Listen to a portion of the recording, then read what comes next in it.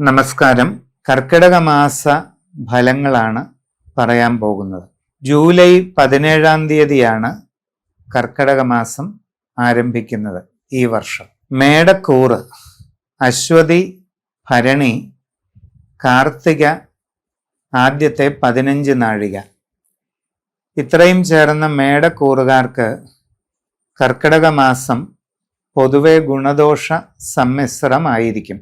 4-ലാണ് വ്യാഴം സഞ്ചരിക്കുന്നത്, 5-ൽ കേതു, 11-ൽ രാഹു, 12-ൽ ശനി. ഇങ്ങനെയാണ് തൽക്കാല ഗ്രഹനില. കുറച്ച് കാര്യങ്ങളിലൊക്കെ അനുകൂലമായ മാറ്റങ്ങൾ ഉണ്ടാകും. തൊഴിൽപരമായിട്ട് ചില ഗുണങ്ങളൊക്കെ ലഭിക്കും. പുതിയ ജോലിക്ക് ശ്രമിച്ചുകൊണ്ടിരിക്കുന്നവർക്ക് വളരെ വേഗം അതിനുള്ള സാധ്യത കാണുന്നുണ്ട്. സാമ്പത്തികമായിട്ട് നിങ്ങൾക്ക് പ്രയോജനങ്ങൾ ഉണ്ടാകും. അനുകൂലമായ സാഹചര്യങ്ങൾ വരികയും ചെയ്യും. കുട്ടികളുടെ പഠനകാര്യത്തിൽ കുറച്ച് കൂടുതൽ ശ്രദ്ധ ആവശ്യമായിട്ട് കാണുന്നുണ്ട്. സ്വന്തമായി തൊഴിലുകൾ ചെയ്യുന്നവരും കൂടുതൽ സൂക്ഷ്മതയോടുകൂടി ചെയ്തില്ലെങ്കിൽ നിങ്ങളുടെ കർമ്മ മേഖലയെ വളരെ മന്ദഗതി ബാധിക്കുകയും നിങ്ങളുടെ തൊഴിലിൽ മടുപ്പ് അനുഭവപ്പെടുകയും ഒക്കെ ചെയ്തേക്കാം. കച്ചവട രംഗത്തുള്ളവർ കൂടുതൽ വിപുലമായ രീതിയിൽ പരിശ്രമം നടത്തുക. സാമ്പത്തിക നഷ്ടങ്ങൾ ഒഴിവാക്കാൻ പ്രത്യേകം ശ്രദ്ധിക്കുക.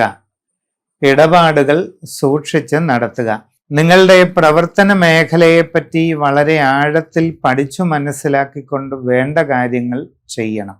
സമയം പൂർണ്ണമായിട്ടും നിങ്ങൾക്ക് അനുകൂലമല്ല. കുടുംബപരമായും ചില പ്രയാസങ്ങൾക്കൊക്കെ സാധ്യത കാണുന്നുണ്ട്. സംഭാഷണങ്ങളിൽ വേണ്ടത്ര കരുതലും മിതത്വവും ശീലിക്കുക. ആവശ്യമില്ലാത്ത കാര്യങ്ങളിൽ ഇടപെടുന്നത് ഒഴിവാക്കുക.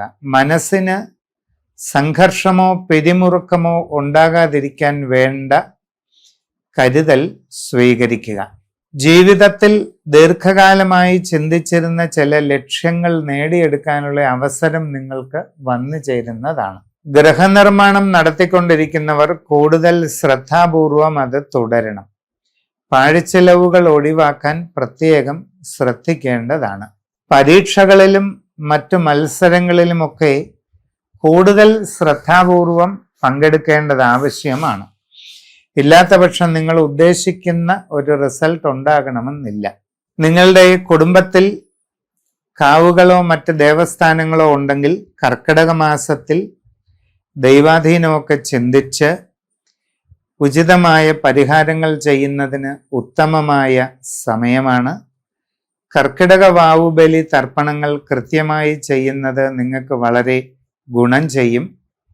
അതോടൊപ്പം കർക്കിടക മാസത്തിൽ കഴിഞ്ഞുപോയ വംശപരമ്പരയുടെ സായുജ്യ ഗതിക്കു വേണ്ടി സത്യനാരായണ പൂജ ചെയ്യുന്നതും വളരെ പ്രയോജനം ചെയ്യും.